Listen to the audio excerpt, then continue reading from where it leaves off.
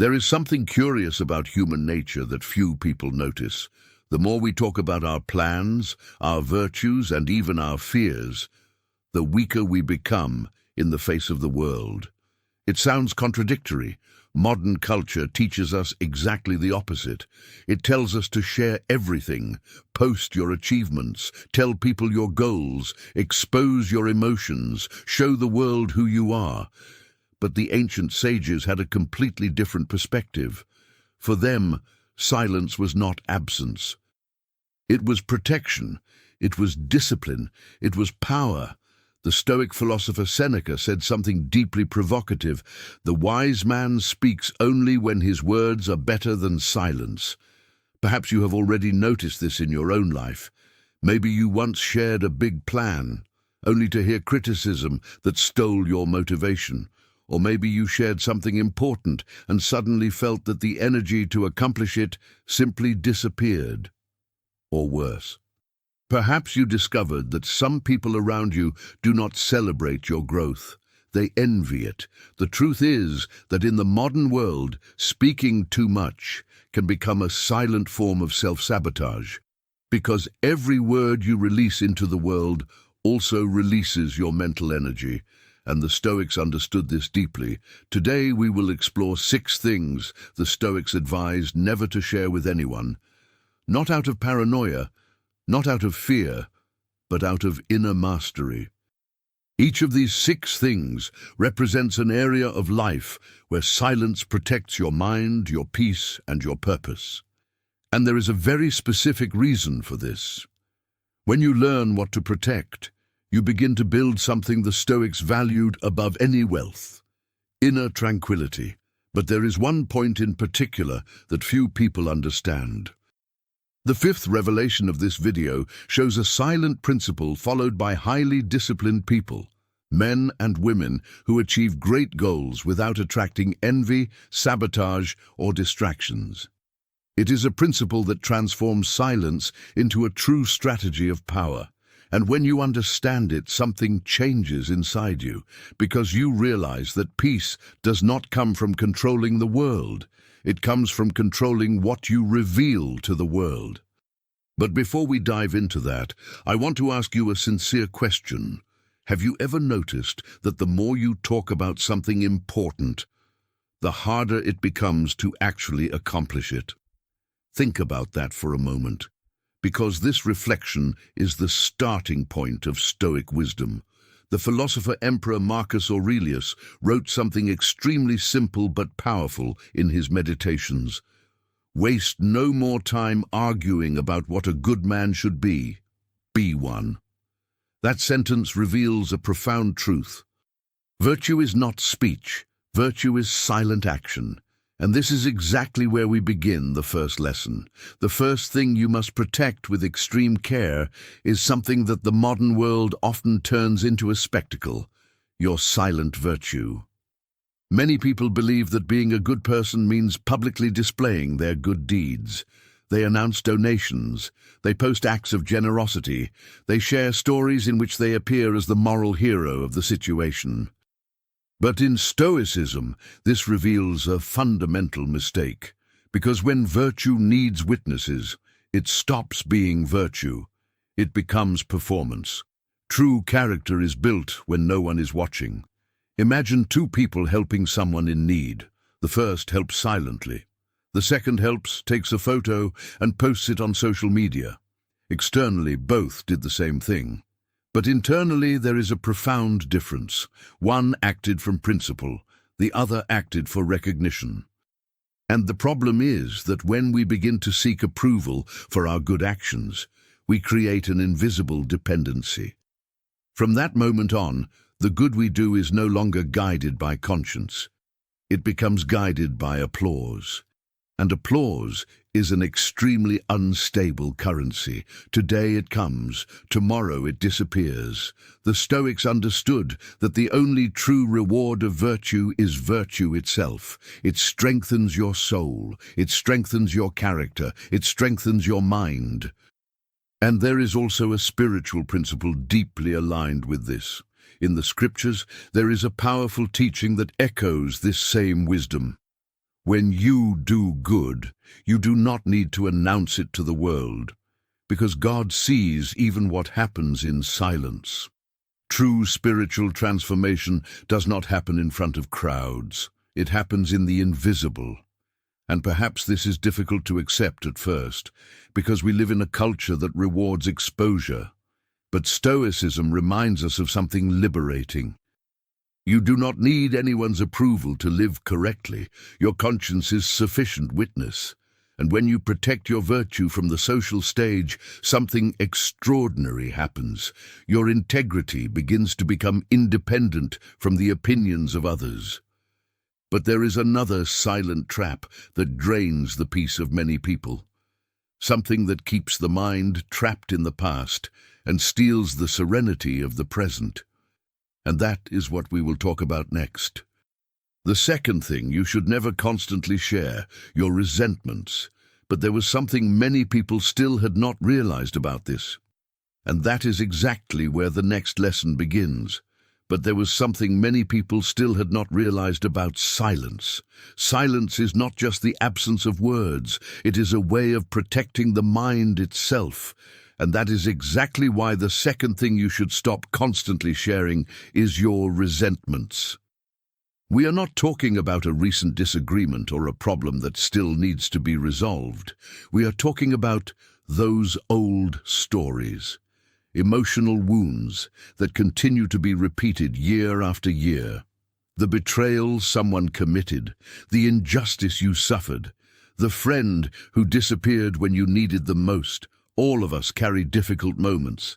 That is part of the human experience, but Stoicism teaches us something profoundly liberating. There is a huge difference between having been hurt and continuing to live as someone who is hurt, and many people cross that line without realizing it, because every time they tell the same story, they relive the same emotion. The Stoic philosopher Epictetus expressed this idea directly when he said, "It is not events that disturb us, but the opinions we form about them." In other words, the event may have been real, the injustice may have happened, but prolonged suffering is born from the way we continue feeding that narrative inside our mind. And to understand this more clearly, imagine a simple story. Let's talk about Daniel. Daniel was a dedicated professional. For years, he worked at a company believing he was building something solid. He arrived early. He met deadlines. He took on responsibilities that were often not even officially his. His colleagues respected him. His results were consistent. And for a long time, Daniel believed that all that effort was building the path toward a promotion. But then, something unexpected happened. A new director arrived at the company. Within a few months, changes began to happen. Projects were reorganized, teams were rearranged, and decisions that once seemed clear began to become confusing. Until one day, the news came. The promotion Daniel had waited years for was given to someone else, someone with less experience, someone who had arrived recently. At that moment, Daniel felt something many of us have felt at some point in life: injustice, frustration, anger.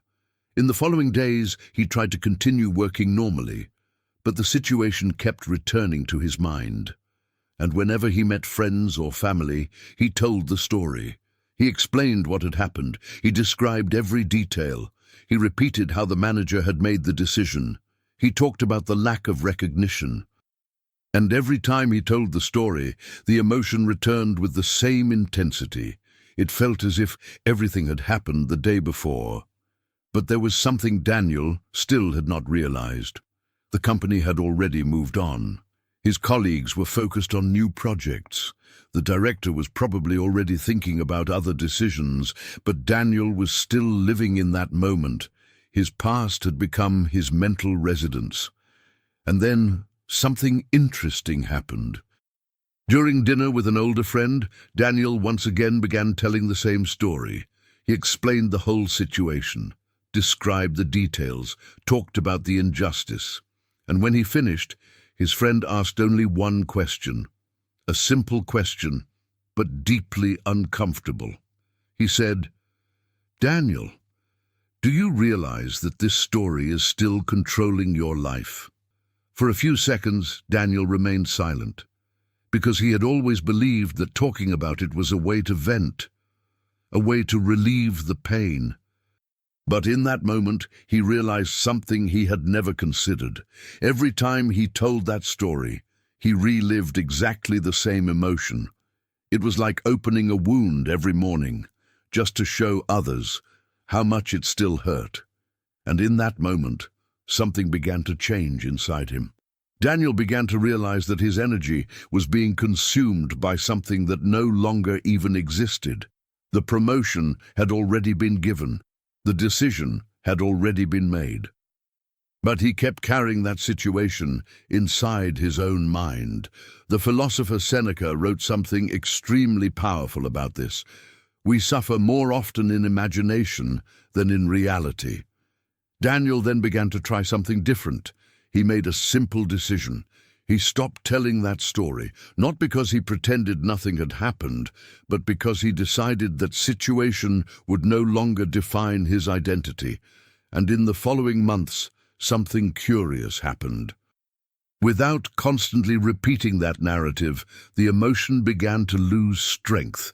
The anger diminished, the frustration dissolved, clarity returned, and with a lighter mind, Daniel began to do something that had once seemed impossible. He began to plan his next step, maybe a new job, maybe his own project, maybe a completely different path. But there was an even deeper lesson hidden inside that experience. The Stoics do not teach us to ignore pain. They teach us not to allow pain to govern our mind forever. Because when you constantly repeat your wounds to the world, you do something dangerous. You turn suffering into identity. You begin to define yourself by what happened. But the human being was created for something greater than that.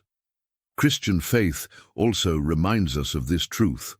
In many biblical passages, we are invited to leave the past behind and walk toward inner renewal, not because the past did not exist, but because God did not call us to live imprisoned by it. And when you learn to release resentments in silence, something powerful happens.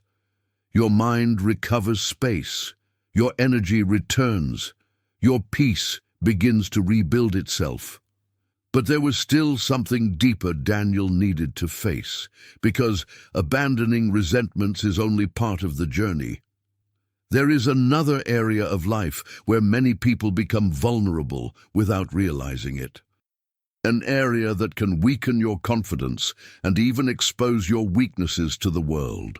And this is exactly where we arrive at the third thing you should guard wisely, your deepest fears. But understanding this requires looking at fear in a completely different way. And that is exactly what we will explore next. But understanding silence requires looking at something that almost all human beings try to avoid: fear. And that is exactly why the third thing you should guard wisely is your deepest fears and anxieties. This does not mean denying that they exist. All of us feel fear at some point. Fear of failure, fear of losing something important, fear of not being equal to a responsibility.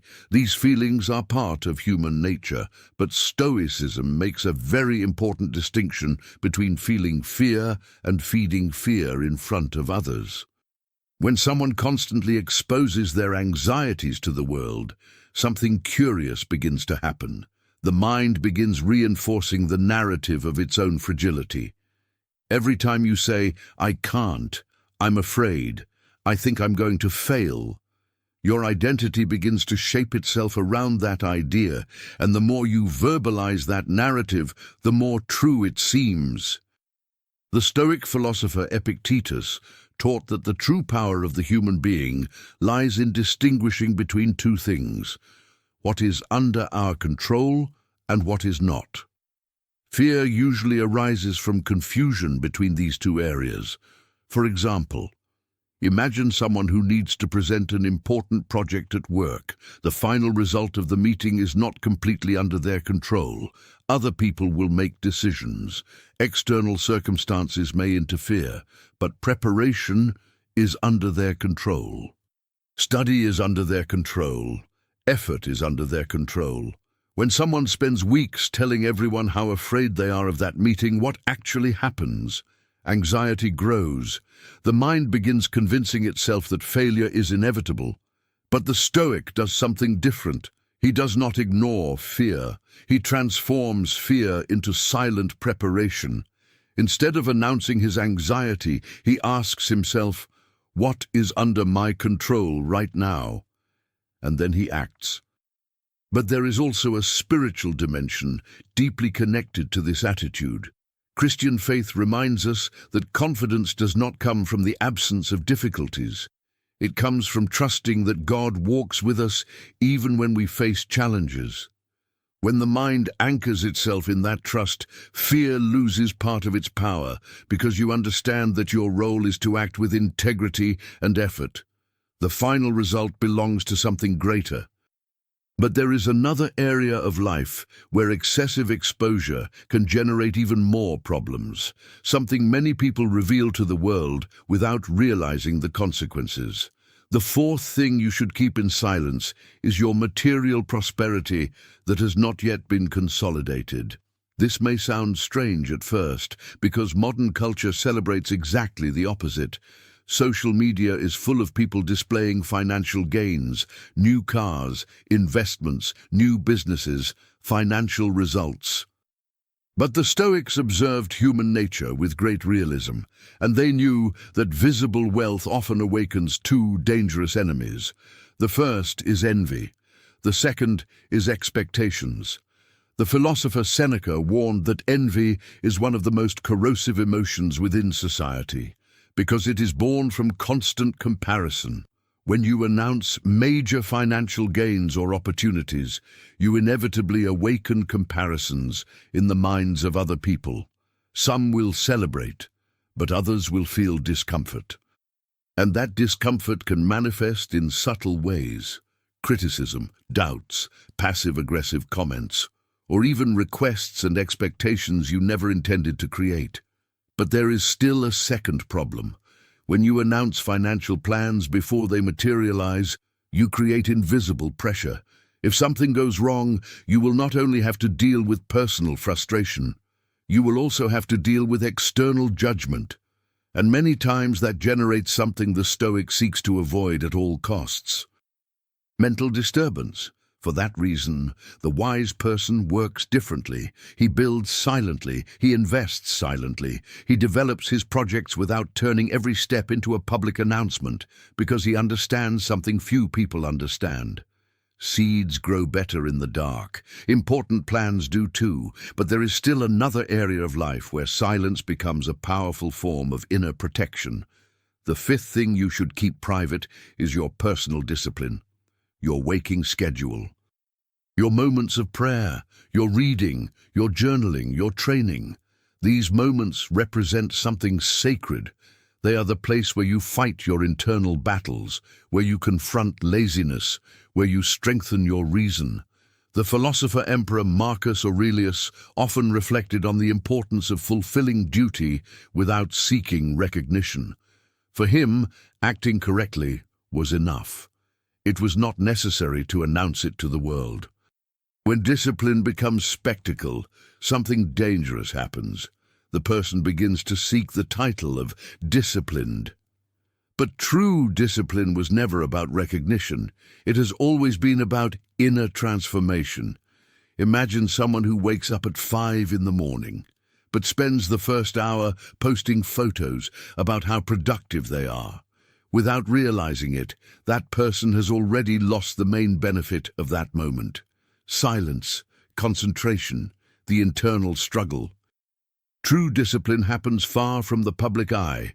It happens in the moments when no one is watching, but there is still one final lesson, perhaps the most important of all, a lesson that unites all the previous ones, And when you understand this final revelation, silence stops being just a choice. It becomes a strategy for life. Because the sixth thing you must deeply protect is your long-term vision, your purpose, your great objective in life. But understanding why this is so important requires understanding something surprising about human psychology. Something that may explain why so many people talk about their dreams, but so few actually accomplish them. And that is exactly what we will see now. And now we arrive at the sixth and perhaps most powerful lesson of all. The sixth thing you must protect with deep silence is your long-term purpose, your great objective, the vision that guides your life. The change you wish to build in the world. This can be many things. Perhaps it is starting a new professional path. Perhaps it is building a business. Perhaps it is writing a book. Perhaps it is dedicating your life to a greater mission. But there is something curious about the human mind that many people never notice. When you repeatedly talk about a goal before acting, your brain begins to interpret that verbalization as progress. You feel a momentary sense of accomplishment. You receive compliments, you receive encouragement, you receive attention, and all of this generates a small release of satisfaction.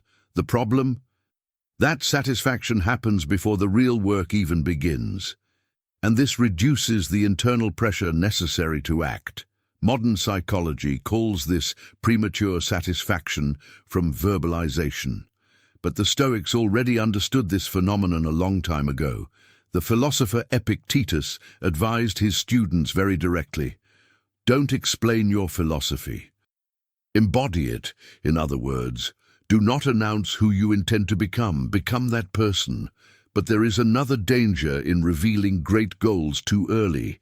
The opinions of other people, because the bigger the dream, the stranger it seems to those observing from the outside. And many people react to the unknown with doubt. Some will try to protect you by saying it is risky.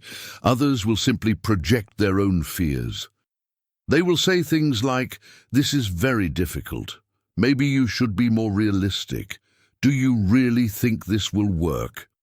And many times these words are not born from malice. They are born from fear. But even so, they can weaken your conviction. That is why the Stoics recommended something extremely simple. Plan in silence, work in silence, and allow your results to speak.